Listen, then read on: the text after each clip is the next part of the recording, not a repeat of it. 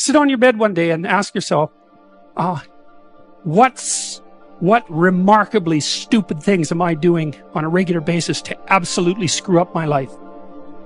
And if you actually ask that question, but you have to want to know the answer, right? Because that's actually what asking the question means. It doesn't mean just mouthing the words. It means you have to decide that you want to know. You'll figure that's out so fast it'll make your hair curl. There's no better pathway to self-realization and the ennoblement of being than to posit the highest good that you can conceive of and commit yourself to it. And then you might also ask yourself, and this is definitely worth asking, is do you really have anything better to do? And if you don't, well, why would you do anything else? If you orient yourself properly and then pay attention to what you do every day, that works. And I actually think that that's in accordance with what we have come to understand about human perception, because what happens is that the world shifts itself around your aim, because you're a creature that has an aim. You have to have an aim in order to do something. You're an aiming creature. You look at a point and you move towards it. It's built right into you. And so you have an aim. Well, let's say your aim is the highest possible aim. Well, then so that sets up the world around you. It organizes all of your perceptions. It organizes what you see and you don't see. It organizes your emotions and your motivations. So you organize yourself around that aim, and then what happens is the day manifests itself as a set of challenges and problems, and if you solve them properly, then you stay on the pathway towards that aim, and you can concentrate on the day, and so that way you get to have your cake and eat it too, because you can point into the distance, the far distance, and you can live in the day. And it seems to me that that makes every moment of the day supercharged with meaning. That's how, because if everything that you're doing every day is related to the highest possible aim that you can conceptualize, well, that's the very definition of the meaning that would sustain you in your life. Well, and then the issue is, well, back to Noah. Well, all hell's about to break loose and chaos is coming. It's like when that's happening in your life, you might want to be doing something that you regard as truly worthwhile, because that's what will keep you afloat when everything is flooded. And you don't want to wait until the flood comes to start doing that, because if your ark's half built and you don't know how to captain it, the probability is very high that you'll drown. Ask, and it shall be given you. Seek, and ye shall find. Knock, and it shall be opened unto you. For everyone that asketh receiveth, and he that seeketh findeth, and to him that knocketh it shall be opened. That sounded pretty optimistic again. But again, I think it's a description of the structure of existential reality when I'm in my clinical practice and I observe. And this is also the case with my students, is, let's say, people's lives aren't what they would like them to be. And so then you ask, why? Well, forget about tragedy and catastrophe, because that's self-evident, and we're not going to discuss that. Although the degree to which you bring about your own tragedy is always indeterminate. But I would never say that every terrible thing that is visited on a person is something they deserve. I think that that's a very dangerous presupposition, especially because everyone gets sick and everyone dies. But one of the main reasons that people don't get what they want is because they don't actually figure out what it is. And the probability that you're going to get what would be good for you, let's say, which would even be better than what you want, right? Because, you know, you might be wrong about what you want easily, but maybe you could get what would really be good for you. Well, why don't you? Well, because you don't try. You don't think, okay, here's what I would like if I could have it. And I don't mean, you know, in a way that you manipulate the world to force it to deliver you goods for status or something like that. That isn't what I mean.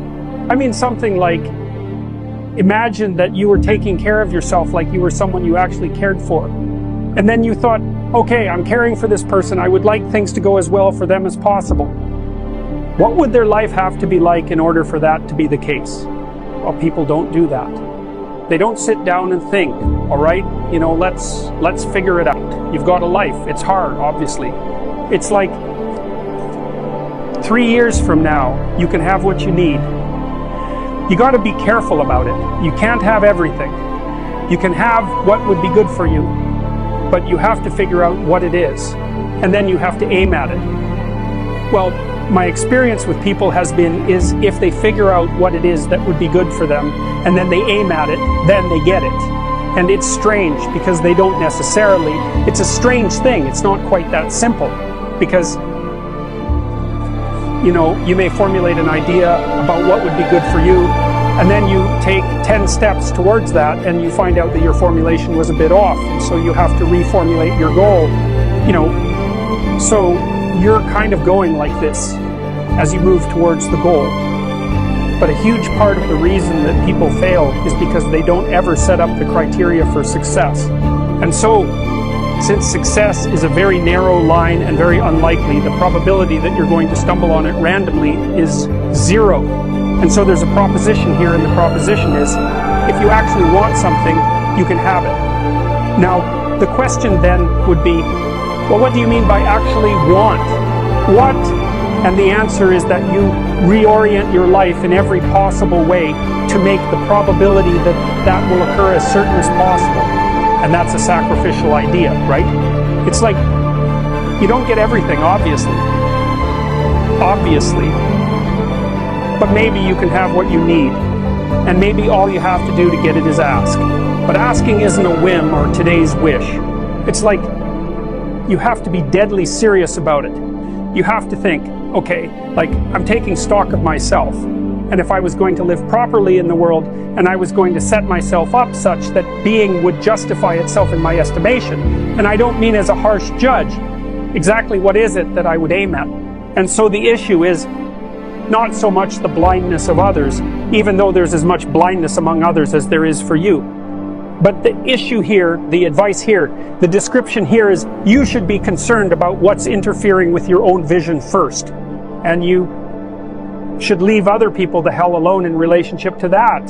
And so if your mode of being in the world is, if you would just act better, things would improve for me, or if you identify the evil and the catastrophe as something that's outside, that someone else needs to fix, or that someone else is responsible for, then you're not going to fix that. And you're going to remain blind to the things that you're doing and not doing that make things not go well. And so it's just better to think, all right, I'm probably blind in many, many ways. And maybe there are some ways that I could rectify that, because it's highly probable that you're blind in all sorts of ways. I mean, it's in fact, it's virtually certain. And so it's just more useful to think, how is it that I'm wrong in this situation? How do we come to know ourselves in terms of our personalities and, more importantly, potential? One of the first ways to come to know yourself is to understand that you don't. You can learn to kind of watch yourself like you're watching a stranger. So you have to understand that you don't know who you are. And that's not easy to understand because you think you know. But then, you remember you can't control yourself very well. You're not very disciplined. You're full of flaws. Maybe you don't know yourself as well as you think. But it's hard to get low enough to understand how deeply it is the case that you are ignorant about who you are. Now, there's an upside to that too, which also is that you're also ignorant about who you could be. And so the discovery of that, is some reward for the horror of determining who you actually are. Then you watch yourself. You watch yourself like you're watching a stranger. You watch what you say and you listen. And you think, well, what sort of person would say that? And how am I reacting emotionally when I'm communicating in that manner? Is that making me feel stronger, weaker? Is it filling me with shame? Is it helping my confidence? Am I laying out a lie? Am I deceiving myself and other people? Am I adopting this personality at parties that is designed to impress and to amuse, and it comes across as nothing but self-centered narcissism? What are my dark fantasies? What are my aggressive fantasies? What is it that I'm willing to do? What am I interested in so that I'll spontaneously pursue it? What do I procrastinate about, and why? What am I unwilling to do? What do I think is good? What do I congratulate myself for accomplishing? And what do I berate myself for failing to confront and to implement?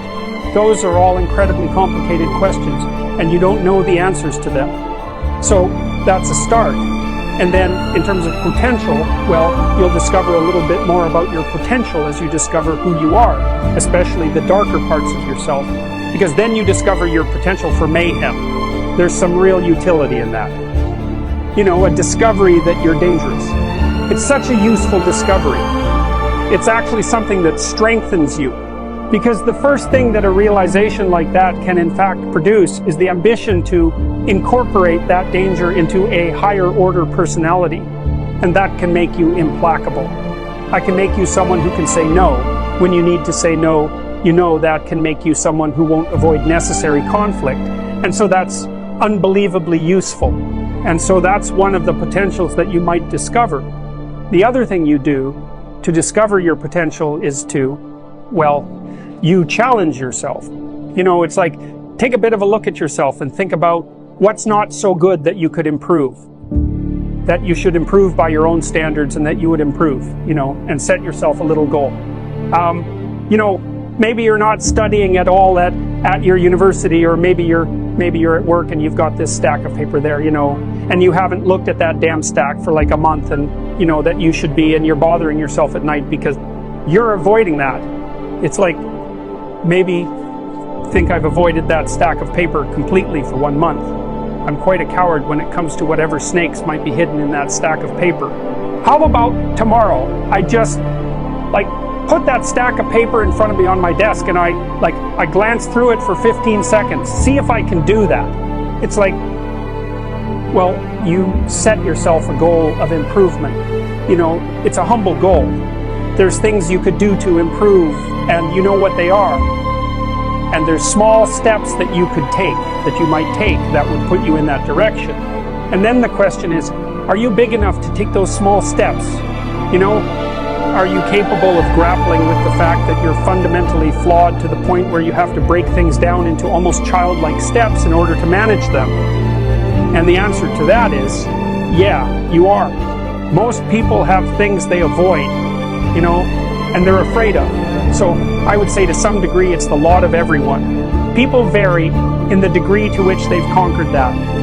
And you do meet people from time to time who are extraordinarily disciplined, but most of the time they've got disciplined in exactly this manner. It's through slow incremental improvement, and then you challenge yourself. It's like, well, could I do this? That would be better. And you find out, and then you think, well, is there something slightly larger and more challenging that I could do?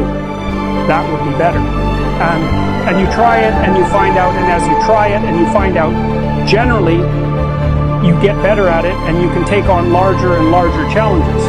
You know, you take responsibility for yourself. That's part of standing up straight with your shoulders back.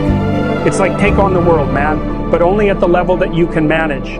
When you're ignorant and biased and deeply flawed and immature, it's where everyone starts. You don't want to bite off more than you can chew, but it doesn't mean that you can't wrestle with. It's part of reality, you know, some part that's small enough so that you have a good shot at victory. Then you attain victory over some small part of the chaos, and then you're the person who's victorious over chaos. You're just a beginner, but that's who you are. And then maybe you can get unbelievably good at that. And you do that by challenging yourself humbly at the level that you're able to function. It's easier to understand if you think about a child that you're trying to rear properly, and you want to make that child, help that child reveal their highest potential, whatever that is, whatever that means. And what you do is, you don't set them a series of impossible tasks in the hope of undermining their self-confidence. You form a relationship with them that is predicated on your interest in their highest mode of being. And then you offer them challenges that are precisely optimized to their ability, right? So they can do them, but they have to stretch the two elements of their ability would be what they can do and what, and how much they're capable of transforming what they can do. And an optimal challenge stretches you to the end of what you can do, and then into the domain of how you can transform. You have to be humble and wise enough to understand that you might have to aim pretty damn low, especially in those places where you're not functioning well.